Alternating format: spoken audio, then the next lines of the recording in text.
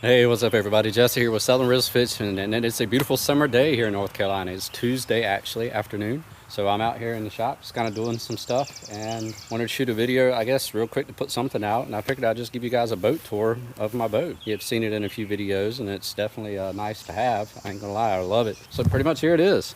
This is my 2019 230 BR from Key West. I got it from Stroud and Son Marine down in Edenton. Tell you what, if you're looking for a boat and you want either a Carolina skiff or a Key West, these are the guys to call right there. They hooked me up. They have boat show pricing. You're not going to beat their prices on a Key West or a Carolina skiff. Check them out if you're looking for a boat. But anyway, I'll start back here at the back. It comes with a Suzuki. This is the 250 SS. From what Joe tells me at Stroud and Son, that's their high performance version. It's roughly closer to like 270 horsepower from what the dealers or Suzuki has told him. I don't know. All I know, this thing will freaking move on the water. It's fast. Like I said, I've had it up to 58. It's the fastest I've had it with no tackle and just me and not much gas in it. So it'll roll. And that is bolted to an Atlas 6-inch jack plate, which you see right there, which is really nice. Allows me to elevate the motor some so I can run it in shallow water. And also it really helps tune the motor in when you're going to get that optimal fuel efficiency. You can literally raise it up and down a little bit and feel the RPMs and the speed of the motor change. So that's pretty neat. Of course, you can't miss the power poles on the back. I got dual 10-foot blade power poles mounted back here. The reason I went with them is I do a lot of shallow water fishing for drum, trout, and stuff like that. It's just so nice to be able to pull up to a spot, hit one button on the dash, both of the poles go down and plant, and you're pretty much there. You can keep the boat pointing in any direction you want. That's the reason I went with duals, because a single power pole, it'll stop you, but the wind is still going to blow you around. With the duals, you can pretty much position the boat right where you want it, put them both down, and you ain't going nowhere. And it works really good. I've definitely had it in some situations where it was very nice. Out in the Chesapeake Bay, of course, places like that, you'll never use it. Some people have asked me if they get in the way on the back of the boat. I haven't run into a situation yet where they have gotten in the way, like trolling or anything like that. So no, they don't. So that's the back of the boat. Oh, it does have the trim tabs that it came from the factory with, as you see right there on both sides. Those are very nice. You can actually use them to help the boat get up on plane quicker, or you can trim one side or the other and level the boat if you have like an uneven load. I use them all the time. They're definitely awesome as well. It's a nice custom built trailer that it came on. It's pretty much built just for this boat. Come on it from the factory. It tows like a dream, honestly. It's very nice behind my old diesel van that I got here. Hardly even notice that it's back here. It's got LED lighting built into it here. Of course, into the front up here. It's all nice. All right, let me hop up in here real quick. All right, just basic insides like any bay boat. You know, it's got fold-up seats right here on each side that you can sit in. Nice big release well right here. This thing's huge. It's oval. It's got lighting, recirculating pump. I can keep flounder, trout, you know, smaller drum, whatever I want in there, and actually kind of cull through them and let the ones go that I don't want. It's got a nice step back area on the back of the boat right here, which actually is nice. It gives you a little more room as opposed to it just being straight across like on a lot of models. It's almost like a built-in jack plate, of course, that doesn't move. So anyway, that's nice. Swim platform there. Got storage here. This is where I keep all my ropes. High power washdown pump is right there, which powers the washdown right here, the raw water washdown basically. And I have both of the blade pumps mounted here, and this is where I keep all my, you know, extra pole holders and stuff like that. On this side over here is the batteries pretty much. That's where the two starting batteries are, the switch.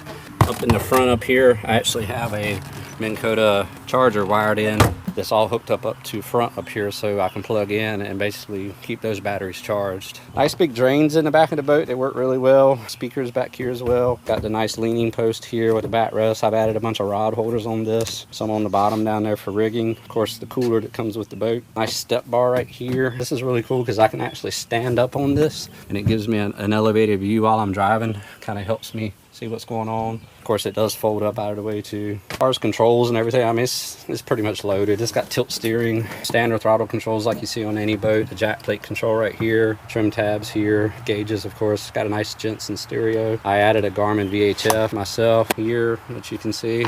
And then, of course, the Garmin 8600 XSV 10-inch sonar system. This is pretty much Garmin's top of the line right now as far as a chart plotter goes. It does support the Panoptics, which I've showed you that in a prior video. I've got the mount for it here, and then the setup right here stored with the transducer on it, so I can just pop it right out, hook it here with a RAM mount right beside me. I can dial it in, stand right here and watch the console as I'm moving around, so it works really good. This thing has got so many features to it, I still haven't learned it all. Every day I go out in it, I play with some new stuff. It's just amazing what this system will do, so I'm still learning it. Of course, we got the compass. This is the heading sensor for the trolling motor. And I added T-tops to it. It didn't come from the factory with it. I wanted something that would fold. And I got looking around, and this T-top here is made by Fishmaster, which you'd be like, what, a Fishmaster? Yeah, their standard ones are pretty cheap and crappy, I ain't gonna lie to you, but this is their new Pro model. As you can tell, the tubing here is much thicker. It's 2¼ inch tubing, all aluminum, and it's painted. And it's got the nice electronic spots that it came with. It came with the rod holders, it came with the spread light, the bracket, and also this monster searchlight up here in the front, which I'm not sure what I ever would need this for, but it came with it, so here it is. But this thing is crazy bright.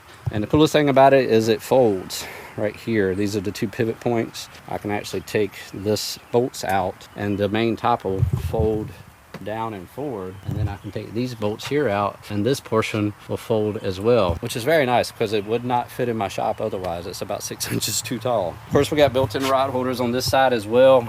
There's one long one in the middle here with the tube where it'll go back. If it's longer than, like, 7 foot, you have to use that one. But it did come with a nice little tackle organizer here, which I pretty much use it as you see it. Unfortunately, fishing poles won't fit in it, really, because of the way the top's mounted.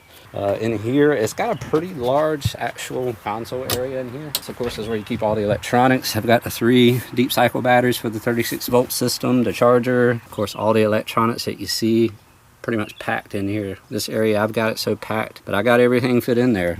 And it goes down pretty deep, actually, down into the hole. That right there is actually a porta potty. And believe it or not, I can very comfortably get down in there and use that porta potty if I have to. I only had to do it one time, but I was glad that one time that I had it. So moving up to the front, we got the built-in seat here, and it's got a flip-up area right here. That's where we keep food and stuff. As you see, there's still some in there from this weekend. And we got rod lockers here, rod lockers here. These will store up to an 8-foot rod from what they say, and they're pretty much right. That one right there is an 8-foot rod. The 5 in each side. I pretty much just use one side for rods and the other side for tackle trays. We got a little hatch down here. That's a 5-gallon bucket drop in, cast nets and stuff like that. Here's another front live well, smaller. It is actually big enough you could use this as a release well as well. Here we got a nice big hatch, can be used as a fish box if you want. It is all insulated, as are all the hatches and everything in this boat, because it's foam filled, which is very nice. I pretty much use it for just odds and ends, ropes, fenders, stuff like that. That's where all that stays. Of course, I got the anchor locker here in the front. Nice little Danforth anchor. I got about 300 foot of line, and then the plug right there for the trolling motor.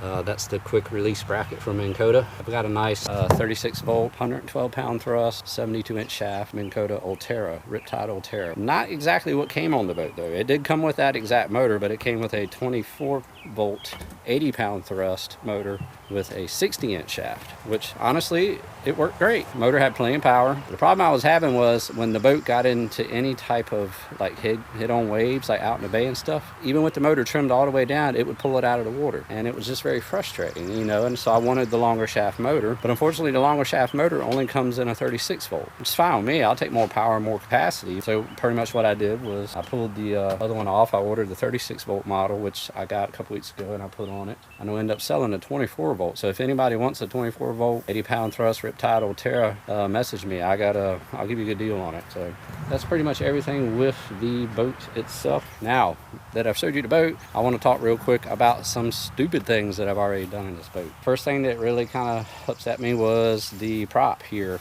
I was loading at Wise Point, had the motor down all the way, wasn't really thinking about it. Went to power up onto the trailer, and I felt a little bit of something. Basically, my prop here took 3 identical dings in the same area and it cupped it out on the very edge of it here, which was weird because it wasn't the lowest edge of the prop. I'm not really sure what I hit. I've already straightened it and sanded and repolished it and everything. As you can see, it looks pretty good now. But that was my first oops. So now I've learned to trim the motor up, lift the jack plate when I'm powering onto the trailer, because I definitely don't going to have to buy another prop already. That was, I guess, stupid. I'm not quite sure what happened. I see everybody else doing it. The other big thing that I've done, which is still actually in progress right now, is my trolling motor, and I'll tell you why it's not on the front of the boat. It's actually in here on my table. This is the new one that I bought, the 112-pound thrust. As you see it sitting here kind of dissected on my table.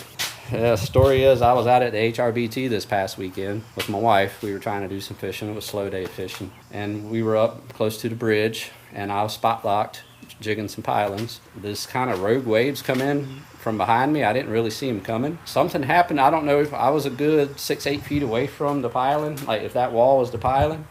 And this wave came in and it just pushed me right over, and it's like the motor got confused for a second. Or I don't know, maybe I hit the button, the jog feature on the remote. Next thing I know, it turns, runs right underneath the piling block. Like say if this is the piling block right here, the boat dives under the wave, goes underneath of it, and when the wave comes back up, it pretty much pile drives the top of my brand new trolling motor up underneath the piling support. And I heard plastic crunching, and I'm just like, oh my God, you know, and luckily it got back out from under it on its own. I couldn't even react quick enough to do anything. It wouldn't trim after that. It was still steering and powering and everything, but I couldn't get it to trim up and down. So I kept messing with it, and finally it broke loose and it started working again, and I used it the rest of the day. And I got home and I was like, you know what? I really need to take this thing apart and check it out. Sure enough, it broke one of the supports right here, busted that right out. I tried to fix it, but it didn't hold. It bent these two pins here, messed up one of the pulleys here, gouged this piece here, which is the slide portion that goes up and down that groove. I mean, it pretty much trashed my trim control module on my brand new motor. So $320 mistake right there. Anyway, it is what it is, you know. The motor's still fine other than that. But that's just one of those learning times in a boat. Thankfully, it didn't damage anything else or damage the front of the boat. On a side note, like I did mention earlier, I have this smaller motor. This is the 60-inch shaft that came on the boat. It's lightly used. If anybody's interested in a Riptide Terra 80-pound thrust, 24-volt complete setup with hitting sensor and everything, I've got one for sale. This is the newer Bluetooth model, so the ones they supposedly have all the bugs worked out of. And I haven't had any problem with either of them until I decided to pile drive this one into the bridge support. Parts on order. Anyway, that's it, guys. Thanks for watching. That's my boat. The good, the bad, and the ugly. Peace out.